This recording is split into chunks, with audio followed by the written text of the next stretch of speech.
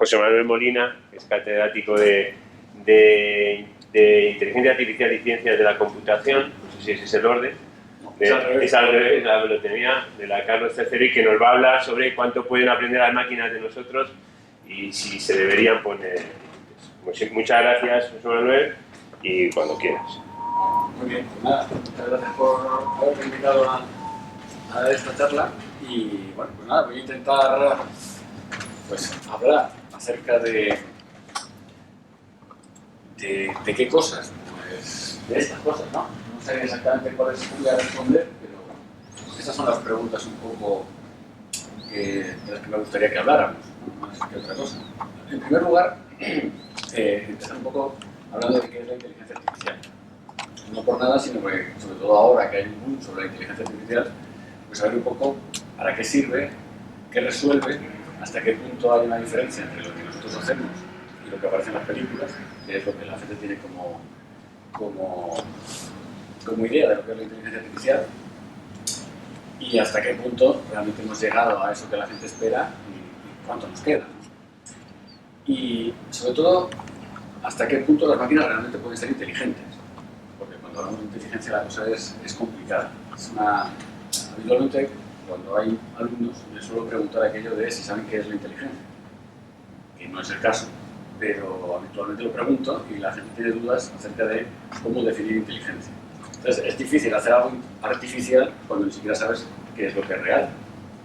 Es hacer artificial una cosa que no sabes qué significa en la realidad, es muy complicado. Entonces, al final, nosotros lo que hacemos, pues, de alguna manera, replica parte de la inteligencia, ¿no? Pero no del completo.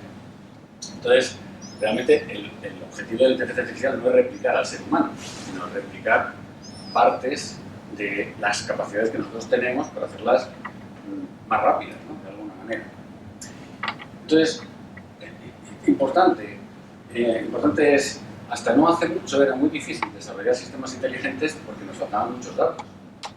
Gracias a Dios, en el mundo actual, nosotros generamos todos los datos, sin ni siquiera saberlo. Es decir, la gente va conectada a Google, utiliza Google Maps, y eso implica que Google tiene un fichero nuestro de dónde hemos estado a lo largo de los últimos años. Entonces, tiene toda la información. Realmente tenemos digitalizada toda la información de todos los seres humanos que están utilizando todas las plataformas digitales. Y a partir de ahí es posible extraer la inteligencia de los sujetos que hacen esas acciones. La idea es, ¿cómo puedo saber yo si algo es inteligente? Viendo cómo actúa. Tengo que grabar qué es lo que actúa y a partir de la realidad, qué es lo que ha sucedido, intentar extraer cómo ha sucedido. Entonces, antiguamente era muy difícil porque no estaban los datos grabados. Actualmente es muy fácil porque todos vosotros suministráis información que sobra a la máquina para que pueda aprender cuáles son vuestros patrones de comportamiento. Entonces, extraer patrones de comportamiento implica extraer el conocimiento sobre la persona y es aprender de los datos, que es lo que actualmente está tan de moda, ¿no? Lo del Big Data y todo esto, ¿no? O sea, al final, el Big Data lo único que hace es, dado un conjunto de datos que están grabados digitalmente, intentar extraer cómo se han generado esos datos. Eso ahora es fácil, porque tenemos todos los datos grabados. De hecho, hay países en los que ni siquiera existe el efectivo. Yo recuerdo haber estado en Noruega, y en Noruega casi todo se paga con tarjeta. Nada se paga en efectivo. De la manera que todas las transacciones, todo, absolutamente todo, está guardado en un fichero digital.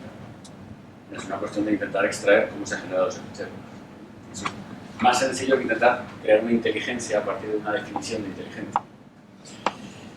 Y claro, ¿cuál es el objetivo de todo esto, no? Sería bueno saber para qué queremos hacer esto, cuál es el objetivo final. Y por último, habría que responder a la pregunta de, bueno, suponiendo que hay un objetivo, ¿qué peligro tiene esto? ¿Qué pasa? Entonces vamos a empezar por el principio, que siempre es una cosa buena, porque el principio al menos define un poco las cosas. ¿Qué es eso de la inteligencia artificial? Porque la gente habla de inteligencia artificial y lo que recuerda son las películas, ¿no? Blade Runner y nada más. Y yo siempre pongo una transparencia que intenta explicar qué es la inteligencia artificial. Bueno, pues, la inteligencia artificial es un conjunto de muy malas soluciones para problemas que son muy sencillos. ¿No? Entonces la gente dice, bueno, ¿y esto cómo es posible? Porque parece que es una cosa tecnológicamente avanzada. Bueno, pues hablo de malas soluciones porque cuando hay una solución que es óptima, matemáticamente óptima, pues ya no se llama inteligencia artificial. Si alguien la ha estudiado, es capaz de hacer un análisis y sabe cuál es la solución, pues para hallar la raíz cuadrada de 4 no hace falta hacer ninguna cosa muy inteligente. Basta con aplicar la fórmula matemática que te dice que el 2 por 2 es 4 y ya está. Entonces, claro, cuando uno no puede aplicar una solución buena, una solución matemática, tiene que aplicar una solución heurística, es decir, que no se sabe muy bien cómo se encuentra la solución, entonces es cuando hablamos de inteligencia artificial. Hay veces que la inteligencia artificial empieza un área de trabajo y entonces al principio las soluciones son heurísticas y a medida que va pasando el tiempo hay un montón de gente que se dedica a investigar en ese tema y llega un momento en que es capaz de hacer una buena estructuración de todos los problemas, una buena estructuración de todas las soluciones y en ese momento esa disciplina sale de la inteligencia artificial y pasa a pues, matemáticas, la estadística, la investigación operativa. Entonces se extrae de la inteligencia artificial y pasa a ser, forma parte del corpus de alguna disciplina ya conocida. Entonces la inteligencia artificial siempre se encuentra en el borde, técnicas que realmente no sabemos muy bien cómo funcionan. ¿Y por qué digo que sirve para resolver problemas que son muy sencillos? Porque para nosotros el hecho de comunicarnos, entender qué es lo que quiere decir otra persona, pues es un problema sencillo. Es un problema sencillo. Mientras que hacer, por ejemplo, la transformada de Fourier es un problema muy complicado. Yo recuerdo cuando estaba estudiando que hacer la transformada de Fourier era un dolor de cabeza. Pues para el ordenador, hacer una transformada de Fourier es una cosa muy fácil y entender a la gente es una cosa muy complicada. Por ejemplo, meterle sentido común a una máquina es una cosa imposible. No se sabe cómo hacerlo. Sin embargo, nosotros nos manejamos muy bien con lo que supuestamente nosotros entendemos que es el sentido común. Entonces, claro, al final, en la inteligencia artificial, estamos trabajando con malas soluciones porque ningún científico diría es una solución óptima para resolver este problema, para resolver un problema que a los seres humanos les parece muy sencillo. Uno ve un vídeo y dice, mira, ahí está el terrorista que está dejando una maleta. Yo lo entiendo perfectamente el vídeo. Sin embargo, para una máquina entender que es un terrorista que está dejando una maleta es una cosa muy complicada. Así que, si asumimos que eso es la inteligencia artificial, cuando trabajamos en inteligencia artificial, ¿a qué nos dedicamos? Bueno, realmente la inteligencia artificial no es una disciplina que sea homogénea. Que digas, esta es la inteligencia artificial. Yo recuerdo cuando me puse a estudiar inteligencia artificial que intentaba entender cuál era el concepto, para luego intentar entender las partes. Hasta que llegué a la conclusión de que realmente era imposible encontrar el concepto general y que lo que podía entender eran las partes. Entonces, cuando hablamos de inteligencia artificial, hablamos de un montón de cosas que están todas mezcladas y cada persona que se dedica a inteligencia artificial está trabajando en un área distinta. Y al final, resulta que más o menos todos abordan los mismos problemas, estos problemas sencillos de los que yo hablaba antes, lo que pasa es que cada uno lo hace desde su perspectiva. Entonces, áreas de la inteligencia artificial hay un montón, aquí he puesto unas cuantas, ¿no? Podemos, yo qué sé, por ejemplo, cuando hablamos de robótica, pues la gente cuando habla de robótica, pues que piensa en los robots estos de la guerra de las galaxias, pues eso es inteligencia artificial, ¿no?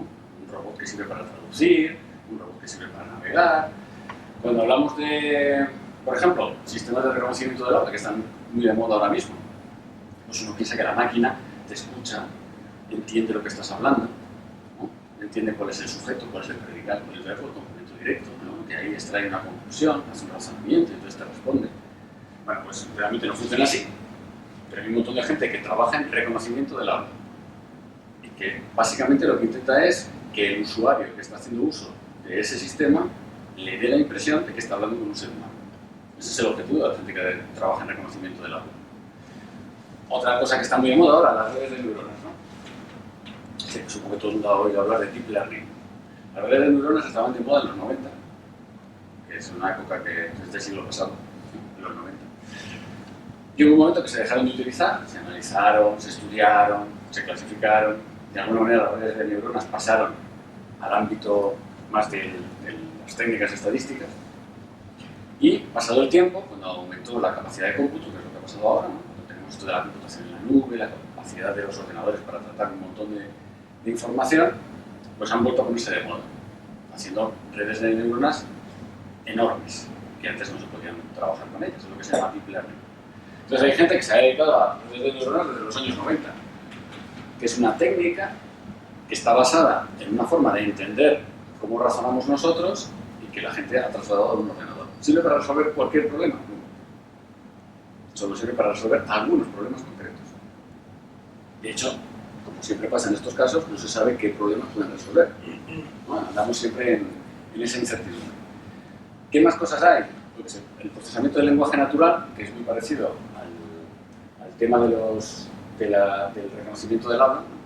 Lo que ocurre es que ahí se aplica tanto a voz como a texto, o sea, entender el significado de los textos. Yo recuerdo el otro día que estábamos reunidos con la gente del Tribunal Supremo y entonces, ¿no?, nos intentaban explicar el contenido semántico de las sentencias para intentar entender cuál es la motivación. Vamos a ver, una máquina no va a hacer eso. Una máquina puede entender las palabras, puede entender cómo funciona, pero no va a entender el razonamiento que hay por detrás. No es que no encontremos una técnica para representar ese conocimiento como un modelo previo, que sería lo que he llamado ahí representación del conocimiento. Es decir, en la inteligencia artificial, si tú quieres coger un campo y aprender de ese campo, primero tienes que tener un modelo de cuáles son los conceptos básicos de ese campo, tener una especie de diagrama de lo que son los conceptos y las relaciones entre los conceptos, y a partir de la sentencia se podría rellenar ese modelo. No se genera un modelo a partir de la nada, porque eso es imposible. Te puedo hacer una clasificación de las sentencias, eso sí, puedo clasificar las sentencias en función de qué es lo que dan, en función de cuáles son los casos. Pero yo no voy a extraer el razonamiento jurídico que está detrás de todas las sentencias, a menos que no tenga un modelo que diga que ese razonamiento jurídico está establecido a partir de varios conceptos que están relacionados. Y ahora encuéntrame cuáles son los conceptos y encuéntrame cuáles son las relaciones. Entonces yo voy a la base de datos de la sentencia e intento rellenar mi modelo con los datos que tengo en la realidad. Es decir, lo que no existe es una teoría general de la inteligencia artificial que a partir de un conjunto de ejemplos genere un modelo que te permita razonar como un ser humano. Eso no existe, ¿vale? Y se persigue, de hecho. Bueno, algunas personas lo persiguen, pero vamos. Entonces, ¿cómo podríamos ver en un diagrama a qué se dedica la inteligencia artificial? Bueno, pues hay una primera, una parte basal, que sería como la filosofía del derecho. La parte basal, la filosofía de la inteligencia artificial, que sería básicamente pues, para tomar unas cañas con los amigos y discutir, ¿no?, acerca de la inteligencia artificial. No sé si lo veo. El derecho sirve para eso, ¿no? Donde la gente discute acerca de si las máquinas pueden ser inteligentes o no, que es lo que está de moda a día de hoy. Como siempre, en toda discusión en la prensa, ¿no?, y en la tele, básicamente se cogen los estándares científicos y se bajan hasta el nivel del fútbol, y entonces ya podemos hablar del nivel del fútbol. Entonces, el nivel del fútbol aquí es, ¿pueden las máquinas ser inteligentes? Entonces, de eso podemos todos hablar, ¿no? Entonces ya estamos en el nivel del fútbol, podemos tomar unas cañas y discutir. Es evidente que es un poquito más teórico, ¿no? Pero la gente que se dedica a inteligencia artificial se dedica a esto, a intentar que las máquinas sean inteligentes. No exactamente. Lo que hacen es, a partir de pensar cuál es el modelo de razonar de los seres humanos, que hay distintas teorías, ¿no?, pues lo que hacen es construir un conjunto de técnicas que lo que hacen es simular ese modelo ideal de razonamiento. Por ejemplo, hay quien piensa que los seres humanos somos lógicos y por lo tanto que la forma de razonar es lógica. Lógica con incertidumbres. Entonces, bueno, pues vamos a intentar construir una técnica que permita aplicar la lógica con incertidumbre para extraer consecuencias. Hay otras personas que piensan que los seres humanos, la lógica es un montaje que se hacen ellos mismos sobre su cerebro y que lo que realmente tienen es un conjunto de conexiones en el cerebro que es lo que les da las salidas. Luego ellos construyen lo de la lógica. Entonces, bueno, pues la técnica entonces sería una red neuronal. Construyamos un sistema de ordenador que replique nuestro cerebro, que es un conjunto de neuronas interconectadas por pesos y que aprendan a funcionar como un ser humano. ¿Cuál es la lógica que sigue ese sistema? Ninguna. No tengo nada que ver con la lógica. Yo voy por otro lado. Así hay un montón de técnicas. Estas técnicas de inteligencia artificial se utilizan directamente en las aplicaciones informáticas que todos vosotros utilizáis, las del móvil, las del ordenador, ¿no? Cada una, según uno se conecta a Google y cuando busca la información estará aplicando alguna técnica de inteligencia artificial. Cuando pones mal John Wayne y te dice, estoy buscando a John Wayne, ¿no?, te da todas las películas de John Wayne y dices, bueno, esto es una cosa misteriosa. ¿Cómo puede saber la máquina que yo estaba buscando a John Wayne? Bueno, pues al final lo que hace es decir, la gente funciona por comparación con las ideas y lo mismo que busca uno es lo mismo que han buscado otros 100.000. Entonces, como somos todos muy parecidos, tristemente, aunque el ADN diga que somos diferentes, pero nuestro comportamiento es todo muy parecido, no sé por qué, pues lo único que hace el sistema es decir, bueno, hubo 100.000 personas antes que buscaron John Wayne y además hubo 99.900 que se equivocaron en la misma letra que tú. Así que debe ser que te has vuelto a equivocar. En cualquier caso, la máquina todavía te pregunta, gracias a Dios, todavía te pregunta, ¿está usted seguro que busca esto o quiere buscar esto? Llegará un día en que ni siquiera. Entonces, las técnicas de inteligencia artificial se aplican directamente sobre los sistemas informáticos que utilizamos a diario. Cuando nosotros construimos un sistema que es inteligente, tenemos que aplicar una metodología de construcción de sistemas inteligentes. Y hay dos. Una, cuando es un sistema solo, es decir, una sola persona, que es lo que se llaman los sistemas basados en el conocimiento. Por ejemplo, los sistemas que sirven para saber si a una persona le dan un crédito o no. Estos, lo que se llaman sistemas expertos, últimamente en los 70 se llamaban sistemas expertos, ¿no? Sistemas lógicos. Pues es un sistema que lo que hace es construir un modelo de lo que un experto decide, lo mete en un ordenador y a partir de los datos toma las decisiones. Esto es una metodología que tiene toda su estructura de cómo construir un sistema de eso. Al final es un sistema informático. Lo único que ocurre es que no es un sistema informático directo, que utiliza una técnica de inteligencia artificial, sino que es un sistema informático que ha pasado por una metodología de inteligencia artificial, lo cual requiere pues, extraer el conocimiento del experto, representarlo dentro de la máquina, ¿no? Todo eso. Cuando en vez de ser un experto tenemos varios, también hay una metodología para construir sistemas compuestos de varias personas, que es lo que se llama la teoría del sistema multiagente. Por ejemplo, cuando uno tiene que hacer un sistema que juega al fútbol, pues no le vale, no vale meter a Mourinho dentro de un ordenador que le diga a todos los jugadores lo que tienen que hacer, porque eso no es así, sino que cada jugador es independiente, toma sus propias decisiones. Entonces tú tienes el problema no solo de que cada uno tome sus decisiones, que sería esto, sino que cada uno tome sus decisiones en función de lo que están haciendo los demás. Estos son los agentes.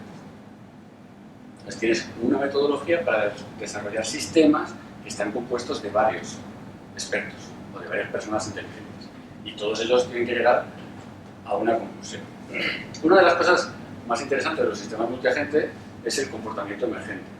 Cómo a partir de unas reglas básicas en cada uno de los individuos se pueden generar soluciones muy complejas. Yo en clase siempre pongo el ejemplo de bailar a la conga, ¿vale? Es decir, todos hemos estado en alguna boda alguna vez, entonces, así como al final de la boda, todo el mundo está borracho, tiene la corbata así echada para atrás y tal, está todo el mundo bailando, y entonces de repente hay alguno que está más borracho que el resto, que dice ¡conga! Y de repente todas aquellas personas que tienen sus facultades mentales bastante disminuidas por el efecto del alcohol, consiguen organizarse, no sé si sean 100 o 200, ¿no? Se consiguen organizar y hacer un baile conjunto. Claro, eso, si uno lo piensa desde el punto de vista de Mourinho, cómo consigue Mourinho que 100 o 200 personas bailen una conga que están borrachas, es una cosa complicada. Es dar instrucciones a todo el mundo y que las cumpla. Es una cosa complicada. Sin embargo, con una estructura basada en agentes, es muy sencillo, porque a cada uno de los agentes le das una regla de coordinación. En el caso de la conga es muy sencilla, ¿no? Es decir, si ves un culo, lo agarras y haces lo mismo que haga el que va adelante. Entonces, con esa simple regla, uno genera una estructura muy compleja de comportamiento. Es evidente que lo de la conga es una broma. Esto se utiliza, por ejemplo, para hacer un sistema que te permita quitar las minas en una superficie de terreno. Si tú tienes que quitar las minas en una superficie de terreno y el terreno es un campo de fútbol, tú pondrías los robots todos en una línea y irían avanzando pasito a pasito todos juntos y cada vez que encontraran una mina pondrían una bandera. Si el terreno no es una línea recta, no es una cosa que puedes hacer en línea recta, sino que es una cosa con una forma cualquiera, el organizar a todos los robots para que pongan una bandera en cada mina es muy complicado. Ese algoritmo es muy complicado. Es mucho más sencillo decirle a los robots algo tan básico como tú intenta moverte de tal manera que a tu alrededor solo veas otro robot. Entonces, los juntas todos en el punto central, se van a empezar todos a abrir, a separarse. Pues claro, todos están viendo 4 o 5 alrededor, entonces se echan para atrás para intentar que no haya más que uno, que es la regla que les has dado. Entonces todos se van separando. Evidentemente, cuando llegan al borde se tienen que expandir por el borde y al final acabas cubriendo cualquier zona con una sola regla. O sea, la definición de este tipo de sistemas complejos de muchos agentes es muy interesante. De hecho, así funciona nuestro cuerpo, ¿no? Las células y tal. Muchos modelos de células, incluso la sociedad, la parte de la economía, en muchos casos también se pueden modelar. Bien, esto es lo que tendría que ver con qué es la inteligencia artificial. Y ahora la pregunta es, bueno, si Tenemos claro que la inteligencia artificial es eso. La segunda pregunta es saber qué saben de nosotros. Porque claro, hasta aquí, yo lo único que he dicho es, vale, tenemos técnicas que permiten modelar el comportamiento de la gente. Si no saben nada de ti, nada pueden modelar. Entonces la pregunta es, ¿qué sabe lo que a mí me gusta llamar como el sistema, ¿no? Entre comillas, el sistema de nosotros? Bueno, pues hay que empezar por diferenciar, ¿vale? Hay que diferenciar porque las máquinas y los hombres conviven en dos espacios diferentes.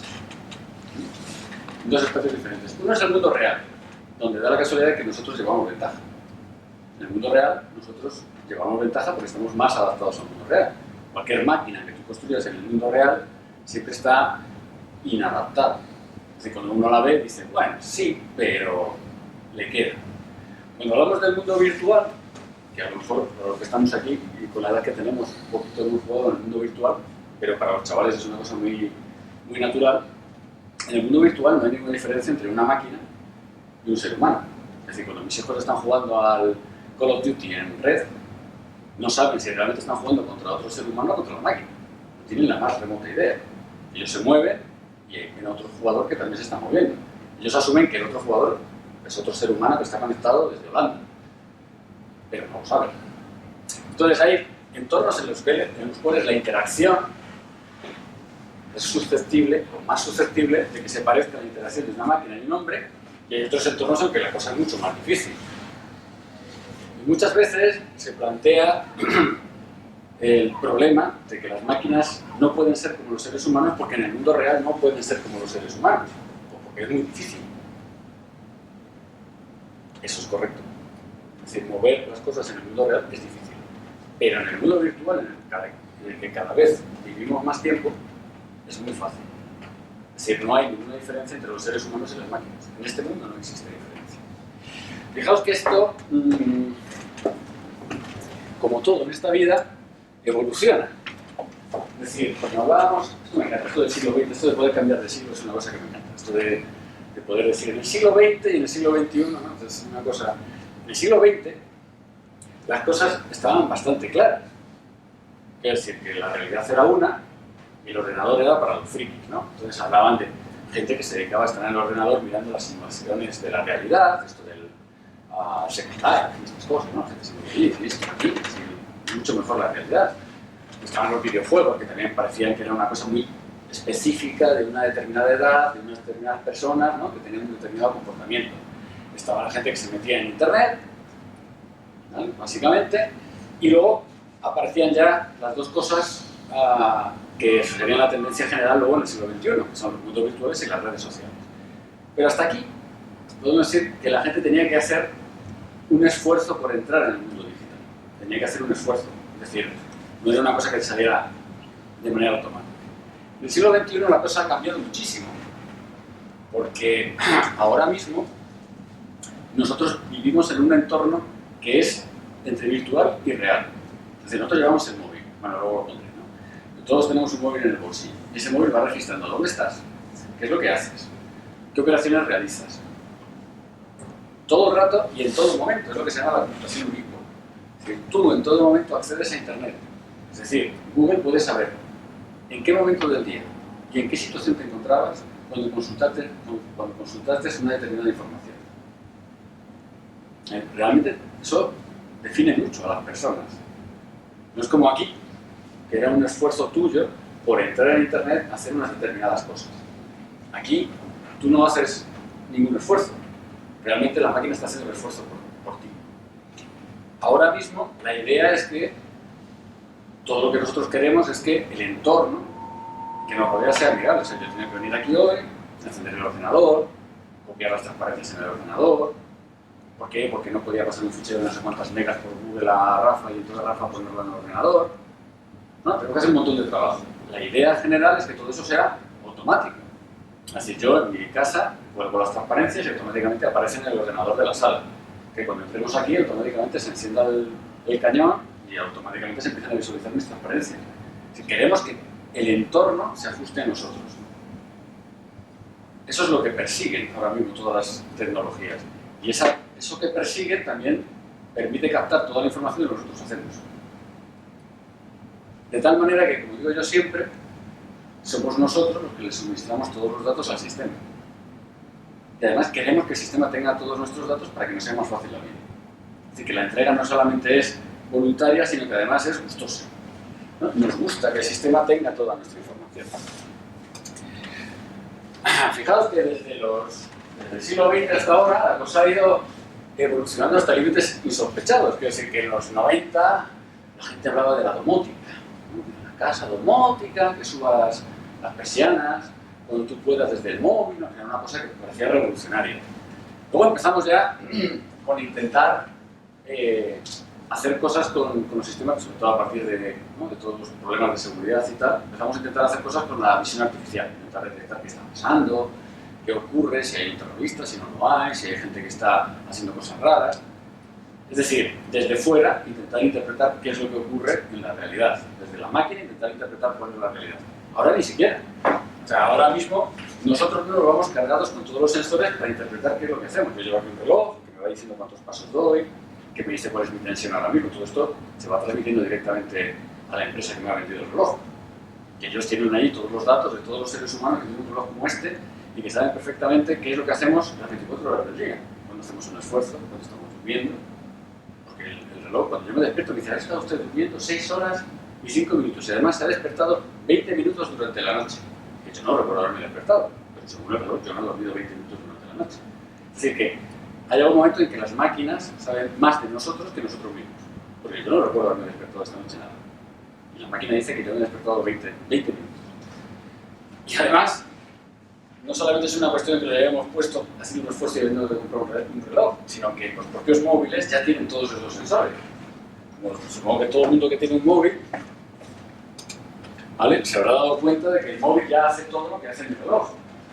Otra cosa que yo quería tener el reloj porque cuando duermo todavía con el móvil no duermo. Nadie duerme con el móvil todavía. Pero ahora mismo todos vuestros móviles tienen, aparte del micrófono y aparte de tal, tienen el GPS, es decir, en todo momento saben dónde estás.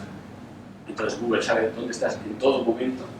De hecho, vosotros, es por ley, ¿no?, vosotros podéis acceder a los ficheros que tiene Google, que te dice él dónde tienes guardado, dónde has estado tú. O sea, te echas varios años para atrás y ves tus vacaciones, lo ves tú.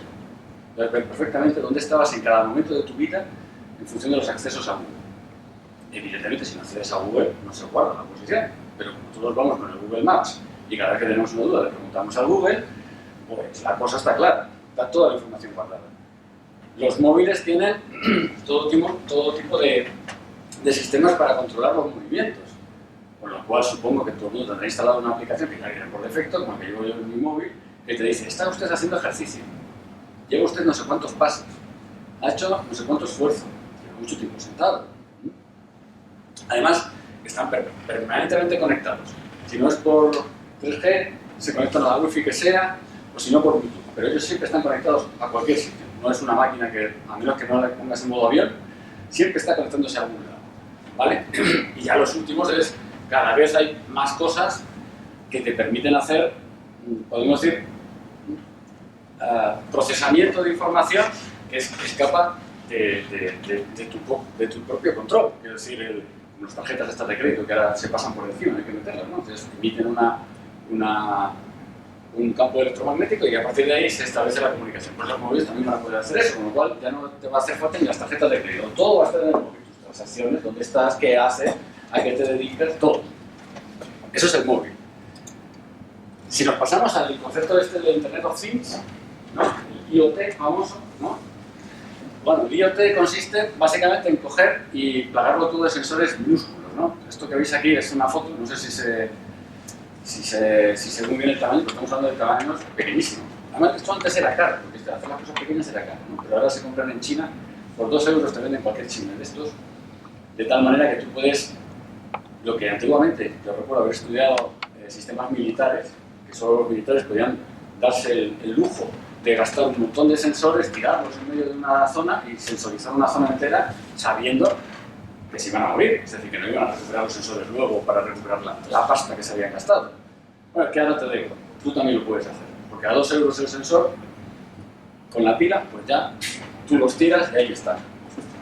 Entonces, con esta idea del IoT, esto es la típica imagen de IoT que se ve en todas partes, ¿no? Es, tú desde tu móvil tienes todo perfectamente controlado, ¿no? La cafetera sabe cuando quieres tomar café, entonces ya se pone en marcha cuando llegas a casa. Si te retrasas porque has estado trabajando no pasa nada, porque ya tú, según te acercas a tu casa, el móvil ya indica dónde estás, entonces ya le dices a la cafetera, oye cafetera, ponte a hacer café que estoy llegando a casa. Y cuando entras en casa te enciende la luz, te pone la temperatura que te gusta, es más, si hay que calentar la casa un poquito antes te la pone, ¿no? Según te vas acercando en el coche ya, a ver, ¿cuánto le quedan? ¿No? Eso te lo dice Google Maps. Le quedan usted 15 minutos para llegar a casa. Se pone en marcha la calefacción e incluso, si no has comido ese día, pues ya te va ordenando, ¿no? Te va pidiendo la pizza para que te la traigan a casa justo cuando llegues. Esto es como el ideal, ¿no? Entonces es lo que todo el mundo quiere.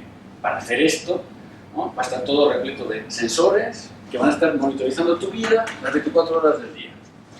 Esa es la idea, coger toda la información posible. Pero además, que todo esto, ni siquiera es que tenga un desarrollo, que tú tengas que coger y hacer un desarrollo para poner este sistema en tu casa, ¿no? Con el concepto de nube, que supongo que todo el mundo ha oído hablar de él, ¿no? El concepto de nube, todos los datos van a parar a la nube. O sea, tú instalas los sensores, todo pasa a la nube y desde la nube se gestiona todo. Tanto lo que tú puedes hacer con tus sensores actuadores como lo que hace el propietario del asunto con toda la información que tú tienes. Es decir, el señor que está aquí está monitorizando todo el rato toda la información que está pasando por allí. Todo. ¿Qué temperatura hace en tu casa? ¿Cuántas pizzas has pedido en los últimos meses? Todo. Y así llegamos a todos los conceptos estos que se están manejando ahora, que son tan modernos, que molan tanto y que generan tantísima pasta, ¿no? El Smart City, el Smart Building, el Smart Energy, el Smart todo. Cuando pones Smart, es que la cosa que es muy lista, ¿vale? Es muy lista porque va a coger todos los datos que te rodean y te va a adaptar la realidad a lo que tú quieres, supuestamente. Y si no lo quieres, te adaptarás también, ¿no?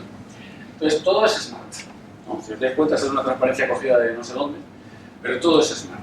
Aquí ya no hay nada que no sea Smart. Y por Smart entendemos que está conectado a la nube, que toda la información se vuelca a la nube y que se procesa en la nube para extraer consecuencias. Evidentemente, para poder sacar consecuencias, ¿vale? Es por lo que ha nacido el concepto este de Big Data. Big Data sería como, una vez que tengo todos los datos, ¿cómo consigo sacar las conclusiones de todos los datos que yo tengo? Fijaos que cuando hablamos esto del IoT, no solamente estamos hablando de captar información, sino que también estamos hablando de ejecutar información, ¿vale? Todo está en la nube, te cogen datos, pero también ejecutan cosas sobre tus equipos. Lo digo porque no es solamente un problema de captación de información, sino que también es un problema de ejecución en tu entorno. Es decir, que tu casa no la controlas tú, ¿vale? Se controla desde fuera.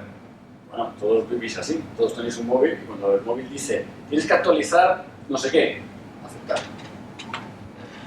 Y ya está. Imaginaos cuando estéis en casa y dirán tienes que actualizar, aceptar. ¿Vale? Es decir, esto no es simplemente un proceso de yo vuelco toda la información en el sistema, sino que además el sistema me devuelve lo que tiene que ocurrir en el entorno.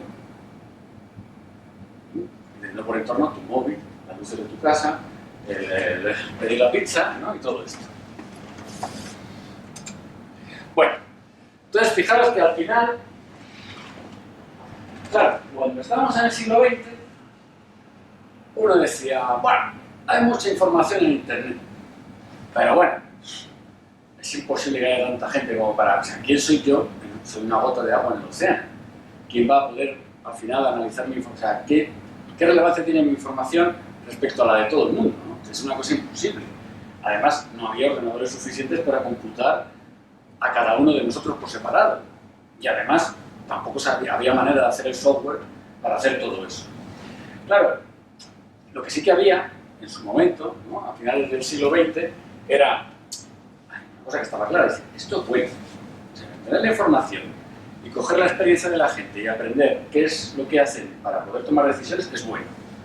Entonces, bueno, se dieron cuenta los que realmente manejan la pasta aquí. A mí me preguntaron hace mucho tiempo en una tele, ¿no? Si el coche acabaría funcionando solo o no. Yo dije, bueno, pues eso depende. Que funcionen solos está bien. Depende si la gente paga por ello o no.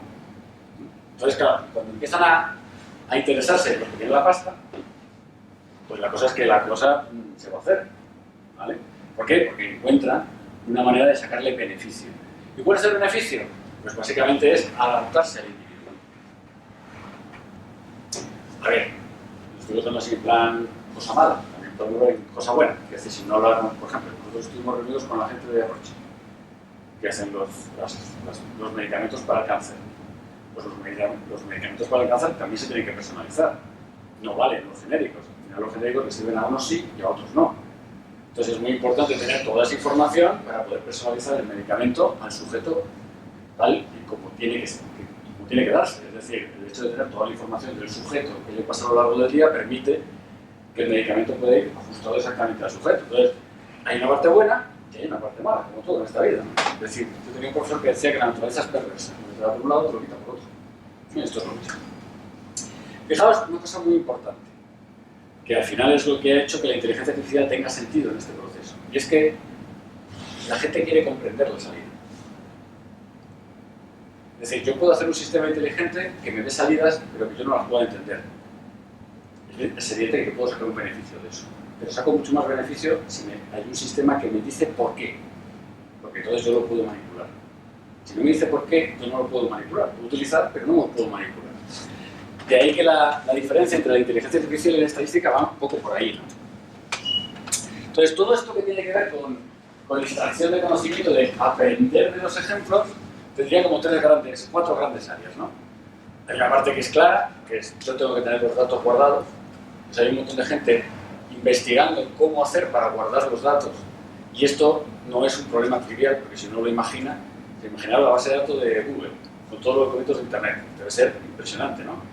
Ahora imaginaros esto que os estaba contando, que todos los sensores que nosotros instalemos en todas partes se van a guardar en la nube.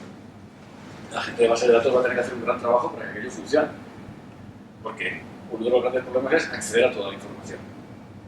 Hay otra parte importante que es cómo visualizar los datos, porque para poder comprender los datos necesitamos poderlos visualizar. Y estamos hablando de datos que son difícilmente visualizables, porque son muchos. Entonces, hay un montón de gente trabajando en cómo visualizar los datos. Y luego en la parte de lo que nosotros conocemos más como Big Data, que es la parte de extracción de conocimiento, habría dos grandes áreas. Una parte que tiene que ver con estadística, que sería más explicar las correlaciones entre las variables, intentar ver cuáles son las dependencias, y otra, que es lo que intentaba decir yo antes, que tiene que ver con la inteligencia artificial, que es buscar la explicación. Es decir, no solamente encuentro las dependencias, sino que además el sistema me devuelve una especie de reglas o de conceptos y relaciones que te permiten a ti entender qué es lo que está pasando, qué es lo que está haciendo el sujeto. Bueno, el proceso así contado parece súper sencillo, ¿no? Uno dice, guau, estos tíos se van a salir del mapa, porque en un Big Pass van a saberlo todo. Bueno, realmente la cosa no es tan fácil. Gracias a Dios, a día de hoy la cosa no es tan fácil. Es decir, técnicamente todo lo que yo he contado no es tan sencillo. Para empezar, cuando tú te enfrentas a un problema de extraer conocimiento, de analizar los datos, primero tienes que preguntar cuáles son los datos que son relevantes. Como pasa siempre en esta vida, si no tiene muchas variables, ¿no? El porqué de las cosas se puede ver cortocircuitado por la cantidad de datos y de relaciones que puedes tener. Eso supongo que le pasa a todo el mundo. Un ser humano habitualmente puede manejar hasta 14 variables diferentes, 14 conceptos. Cuando pasa de 14 conceptos ya empezamos a hacer relaciones que no tienen sentido. Hasta 14 todavía los manejamos. Aquí estamos hablando de cientos. Entonces, la máquina es verdad que puede procesar más información, pero se acaba liando. Por ejemplo, supongamos que tenemos un sistema que quiere saber cuál es el campo más importante para tomar una decisión. Tenemos una base de datos de personas, con el DNI. Entonces, el sistema lo que acabará diciendo es cada persona toma una decisión distinta, eso depende del DNI. Porque el DNI es diferente para cada uno. Dices, no, eso no me sirve para nada. ¿No? Eso no me sirve para nada. Ahí estamos en el mismo punto que estamos. Es decir, alguien tiene que darse cuenta de que el DNI es un campo que tiene que ser borrado. Porque claro, si tú lo que quieres es saber por qué la gente toma una decisión determinada, no te sirve de nada que la máquina te diga, pues cada uno ha sido distinta y además el campo clave es el DNI. O sea, la decisión depende del DNI. Eso no te sirve. Tienes que quitar el DNI. ¿Para qué? Para que te mezcle un poco las personas que han tomado decisiones que son parecidas y que te busque qué variables están relacionadas en esa decisión. Entonces, aquí ya hay un trabajo que hasta ahora hace un ser humano. ¿Vale? Hay procesos automáticos para intentar ver cuál es la importancia de cada variable y hay una serie de metodologías y técnicas para seleccionar los datos, pero a día de hoy todavía la decisión la toma uno. Bien, a partir de ahí, estos datos tengo que conseguir que sean uniformes. Eso tampoco está totalmente automatizado. Todavía hace falta un proceso que permita coger todos los datos y ponerlos todos juntos, ponerlos todos iguales. Es decir, que si estamos hablando de color, pues los colores son 8. Entonces ponemos esos 8 colores. No vale decir, no, es que uno es moreno, es que es un poco moreno y un poco rubio. Es que está un poco calvo. A ver, vamos a ver. Si es color de pelo, no me hace usted calvo con color de pelo. Gracias a Dios todavía los sistemas no se hablan tanto. Quedará, pero todavía no se hablan tanto. Después viene la parte más importante, y es transformar los datos. Y transformar los datos es casi el 80% de todo el trabajo que hay para poder extraer conocimiento. ¿Por qué? Porque los datos que se están captando a día de hoy tienen muchísimas lagunas. Entonces, por ejemplo, tú tienes una base de datos enorme de personas y hay un campo que solo se rellena de vez en cuando. Y el 60% de las personas tienen ese campo vacío. Entonces, ¿ahora qué haces?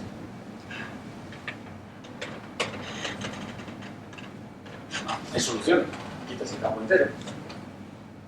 O intento rellenar el campo en función de otros atributos. O intento coger y poner, repetir siempre el mismo valor para todos los que faltan. Todo eso que hagas, todo lo que hagas va a perturbar la salida final. Es decir, lo estás tocando tú, no es la realidad. Pero no tenemos otro remedio a día de hoy, porque los datos que actualmente se están almacenando en la nube tienen muchos agujeros. Y esos agujeros hay que rellenarlos. Rellenarlos o quitarlos. Quitas todos los datos o los rellenas. Este proceso de transformación a día de hoy es el 80%. Es decir, que es el punto clave. No tanto los algoritmos para aprender, sino como el saber cómo rellenar los datos para poderlos utilizar. Evidentemente, también a medida que se estandarice el proceso de unificación de datos, se estandarizará el proceso de transformación y llegará un momento en que todos los datos estén perfectamente almacenados. El día que pase eso, pues ya no tendremos ni este problema ni este.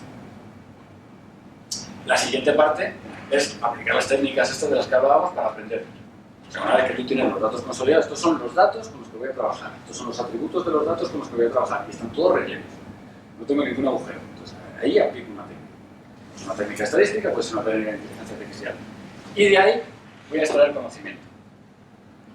Es decir, voy a saber, por ejemplo, que las personas que tienen el pie pequeño tienen menos accidentes de tráfico que las personas que tienen el pie grande.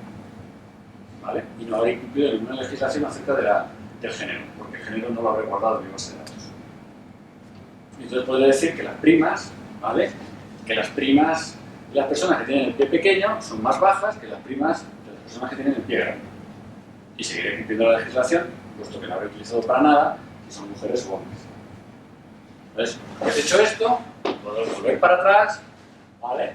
Y preguntar qué datos tengo que borrar. Es decir, qué es lo que tengo que preguntar. No estaba relleno en mi base de datos inicial. Y vuelvo otra vez a empezar.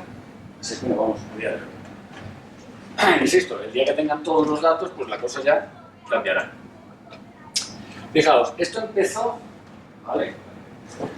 Empezó en Internet, que son las primeras técnicas, y entonces, bueno, de esto todo el mundo tiene conocimiento. O sea, la primera parte tuvo que ver con el análisis de las páginas de Internet. Google tiene algo abordado. Inicialmente se pensaba, bueno, pues habrá que hacer un sistema que sea inteligente, que sepa por qué la gente cuando pincha en un sitio luego va a otro, porque las páginas estarán relacionadas porque los usuarios las relacionan entre ellos. Y lo que hizo Google fue darse cuenta de que eso no era verdad, que lo único que hacía falta era analizar el contenido de las páginas y ver qué palabras comunes tenían y qué distancia había entre las palabras comunes. De tal manera que si uno busca perro, lo que le salen son las páginas que más veces aparece la palabra perro. Así hablando en simple. Claro, el siguiente paso, ¿cuál fue? He analizado las páginas. ¿Cuál es el siguiente paso? Bueno, pues las famosas cookies, ¿no? Estas que todos, cada vez que nos conectamos a un periódico o cualquier página web, dicen, vamos a utilizar cookies, a usted no le importa, y tú, aceptar, aceptar, aceptar. ¿Qué es lo que hacen esos sistemas? Pues básicamente es saber qué estás haciendo tú en esa página web. O sea, en el momento que tú aceptas las cookies, lo que va a hacer es grabar cuál es tu comportamiento con respecto a ese espacio. Para saber qué es lo que tú realmente buscas dentro del espacio. Y eso, ¿para qué les sirve a ellos? Les sirve para volver para atrás luego y rediseñar las páginas. Y, por ejemplo, si todo el mundo da 8 pasos para llegar a la información que le hace falta, ponerla en la primera página. Esa es la idea. Si la idea es buena, la única cosa es que por el medio han grabado el comportamiento de todos los seres humanos que se han conectado a esa página. Y la última parte tiene que ver con lo que todos sufrimos a día de hoy, y es que tú tienes tu correo en Gmail, y entonces, pues, en función de los mails que te envías con la gente, pues, por ejemplo, la publicidad que aparece en el navegador cambia. Si tú te vas a ir de viaje a Ecuador, pues de repente empiezan a aparecerte, pues, promociones de viajes a Ecuador. Si uno en un periódico decide pinchar en las páginas de venta de coches y además busca un modelo determinado, un Mustang del año 70, de repente los periódicos, cuando ponen los anuncios, dicen Mustang del año 69, Mustang del año 75. Y tú dices, ¿esto no? ¿Cómo funciona? Bueno, funciona básicamente analizando todo lo que tú haces. Ya no solamente lo que tú haces en un sitio, las cookies son de un sitio, ya no es una cuestión de qué es lo que pone la página, sino que ya es realmente todo lo que tú actúas, todo lo que tú ejecutas dentro de Internet se queda grabado y todo el entorno funciona en función de lo que tú has hecho. Que es una manera bastante buena de ver lo que yo hablaba antes del entorno real. Esto es un entorno digital que es totalmente controlable, es exactamente igual que lo que os va a ocurrir dentro de nada en vuestra casa. Exactamente igual. Bien. El siguiente paso, obvio, eran las redes sociales, ¿no? En Twitter, en Facebook y todo eso. Entonces, bueno, supongo que todo el mundo se ha preguntado alguna vez ¿qué ganan las redes sociales? Porque hasta donde yo sé, todo el mundo se apunta gratuitamente. Y encima gastas espacio, y subes tus fotos, y comentas, y subes canciones, y... ¿no? O sea, tú vas a comprarte un disco duro a una tienda y te cuesta una pasta. Sin embargo, tú en Facebook puedes subir fotos y fotos y fotos y fotos y aquí te parece que no se cansa nunca. Acepta fotos y fotos y fotos sin parar, ¿no? Y comentarios sin parar. Bueno, pues básicamente el uso que hacen ellos de la información tiene que ver con cómo personalizarte a ti la información que te quieren vender. Entonces, claro, a lo mejor a Facebook le da igual, pero hay muchas otras compañías que sí que están interesadas en saber cómo se segmenta el mercado. ¿Qué gustos tiene la gente? ¿Por qué? Porque clásicamente se ha hecho la segmentación por edades, por zonas geográficas, pero a lo mejor no es así. A lo mejor resulta que los españoles y los polacos nos parecemos un montón. Y entonces una empresa que vaya a vender cosas en Polonia, pues puede utilizar las mismas estrategias que en España. ¿Cómo saber si los polacos y los españoles se parecen? Pues habrá que ver qué es lo que hacen en Internet, que tenemos todos sus datos. Otra de las cosas que son relevantes en las redes sociales, medir cuánto impacta un mensaje, una noticia, un logo. Por ejemplo, el logo este de Madrid 2012 era, el de la mano. Es que ya no me acuerdo si es 2012, pero ya hemos ido tantas veces que ya se me ha olvidado. Bueno, el de la mano, los de... creo que era 20 en aquella época, creo recordar, 20, ¿no? de aquella época. Estuvieron midiendo cuál era la repercusión de ese logo. Entonces, antes de que saliera en prensa, les dejaron el logo, y entonces una serie de personas seleccionadas se lo mandaron a sus contactos. Y lo que vieron fue cómo impactaba el logo dentro de toda la red, ¿no? Van viendo quién manda el mensaje a quién. O sea, vosotros cada vez que hacéis un reenviar de un mensaje, la red lo está midiendo. Se supone que tú reenvías porque el tema te interesa. Entonces, si a ti te mandan un logo y a ti te interesa, tú lo reenvías. O una noticia que a ti te interesa, la reenvías. Pues si tú vas mirando cuántos reenvíos hay, pues a cuánta gente llega y qué importancia o qué impacto tiene ese logo. Que luego puedes extrapolar a la población en general, porque claro, no toda la población está conectada al Facebook, al Twitter o... Otra de las cosas que se pueden medir es la propia estructura de la red. ¿Cuánta gente conoce a qué gente? ¿Quién conoce a quién? Eso, teóricamente, sin redes sociales de estas, es una cosa que ya se utilizaba, ¿no? Yo soy amigo del hijo del ministro, es una cosa buena, porque así es posible que acabes tomándote una salchicha con el ministro y a lo mejor le puedes decir que te haga un favor en tu pueblo, ¿no? Pues esto es lo mismo, pero en una red social, ¿no? Exactamente el mismo ejemplo. Y por último, hay mucha gente que se ha dedicado a analizar mensajes concretos, es decir, se ha llegado a hacer análisis de resultados de elecciones en función de los mensajes que la gente pone en Twitter. Entonces se analiza. Esto no es fácil, ¿no? Esto no es fácil porque es difícil saber si los mensajes son positivos o negativos. No es fácil para un sistema automático saber interpretar la ironía. Los mensajes suelen tener mucha ironía, entonces es difícil saber una cosa u otra. Pero, por ejemplo, las compañías eléctricas y las compañías telefónicas saben que solo son positivos y no aparecen. Entonces basta con medir cuántas veces la gente habla de Telefónica en una red social para saber si la cosa va bien o va mal. Si habla mucho, ¿qué va? Nadie habla bien de una telefónica o nadie habla bien de una... o de un banco, ¿no? Nadie habla bien. Entonces, si la gente habla del Santander o del BBVA o tal, es que es malo. Entonces, si tienes muchos mensajes que hablan de eso, es malo. Hay veces que es bastante sencillo. En el caso de los políticos puede ser a favor y en contra, en el caso de las grandes compañías siempre es en contra. Entonces, bueno, es una cuestión de medir. Claro, todo esto lo podemos llevar más allá, ¿vale? Más allá es a la IoT. Nos hablábamos antes de los sensores. ¿Qué van a querer hacer con el IoT? Bueno, pues lo primero va a ser los patrones de comportamiento. Es decir, ahora mismo los señores los dueños de la compañía de Sterlock saben cuál es mi comportamiento. Saben a qué hora me levanto todos los días, a qué hora me acuesto, cuándo corro, cuándo hago ejercicio, cuándo tengo las clases de pádel. No, lo saben perfectamente. Es más, seguramente que saben más de lo que me ponen a mí en el teléfono. Saben más. Entonces lo primero es, para cada persona que hay utilizando este tipo de tecnología, saben exactamente cuáles son sus patrones de comportamiento. Segundo, la segunda parte es, no solamente cuál es tu patrón, sino que además van a saber qué es lo que te gusta. Que eso ya empieza a ser más importante. Porque el patrón, al fin y al cabo, es una cosa descriptiva. ¿Qué te gusta? Entonces, a partir de lo que te gusta, van a adaptar el entorno a tu personalidad. Tan sencillo como este tío todos los miércoles de 10 a 12 hace una actividad deportiva que por el tipo de movimiento y tal tiene que ser o tenis o pádel o frontón, ¿no? Pues no hay muchos deportes que tengan un comportamiento similar. Pues vamos a ofrecerle zapatillas de tenis, zapatillas de pádel, raquetas de tenis, raquetas de frontón, ¿no? Vamos a hablarle de cuáles son sus... por ejemplo, a mí me llegan un montón de correos de carreras. Y yo no recuerdo haber mirado de alta en ningún sitio. Pero me llegan un montón de correos. Carrera de no sé qué, carrera contra el cáncer, carrera por no sé qué, carrera este sábado.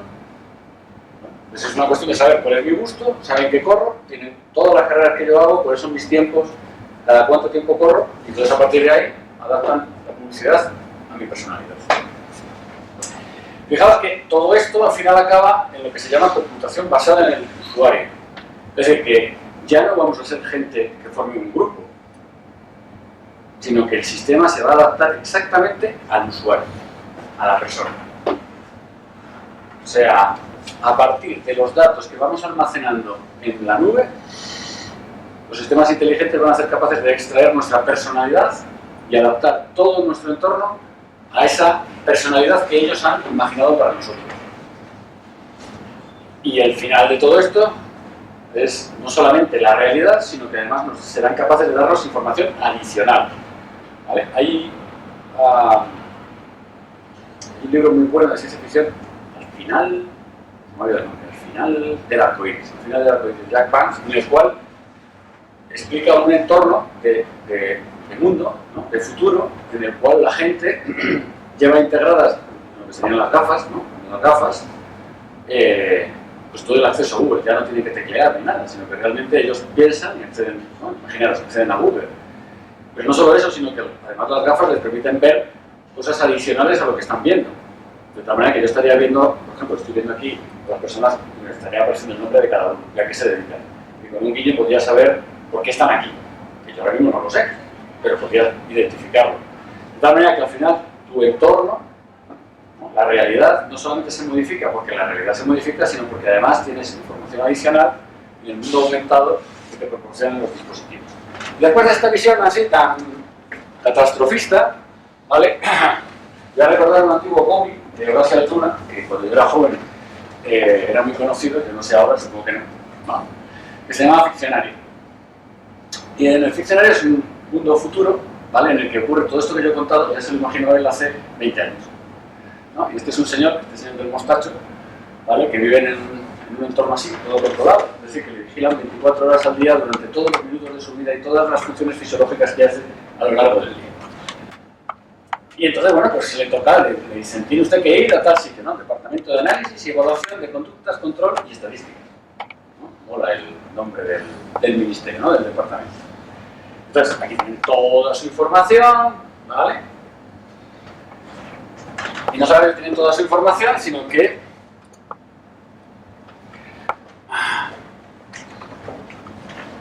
como dice él, piensa él, esto es un bocadillo de pensar, ¿no? Que lo saben todo, hijos de puta. Hijos de puta, ¿no? Todo lo que le van diciendo. ¿Y cómo termina el...? Es un trozo de un cómic, ¿no? Un cómic que lo podéis descargar por internet, que es lo que he hecho yo. Termina así.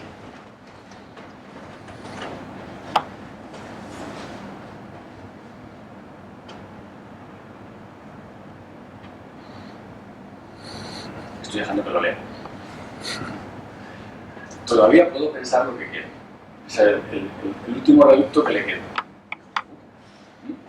Será un sector. Y bueno, ya para terminar, esto es como suelo terminar habitualmente la conferencia, pero bueno, solo por aquello de la actualidad, esto de esa inteligencia artificial, todo esto es una amenaza. Bueno, a día de hoy, que yo sepa, solo hay 3 cosas que se supone que son amenazantes de la inteligencia artificial. ¿Vale? Son estas 3 cosas.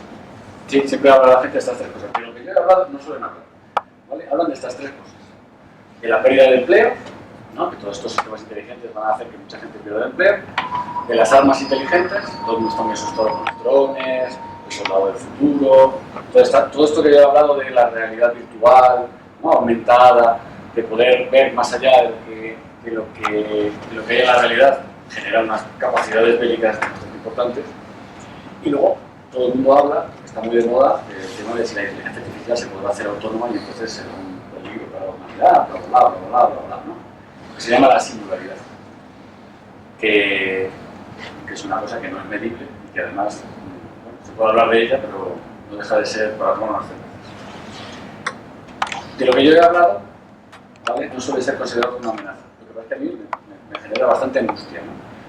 Porque al final, yo soy el primero que, yo no soy ningún obseso ni ningún friki, con lo cual yo soy el primero que mi móvil se actualiza cuando dice que se tiene que actualizar, mi portátil se actualiza cuando se tiene que actualizar, y asumo que las cosas, pues, me son cómodas. Yo también soy consciente de que las cosas me son cómodas, pero hay alguien que me está espiando, aunque sea el sistema, que no sea nadie concreto. Y nada más, con eso ya termino. Bien.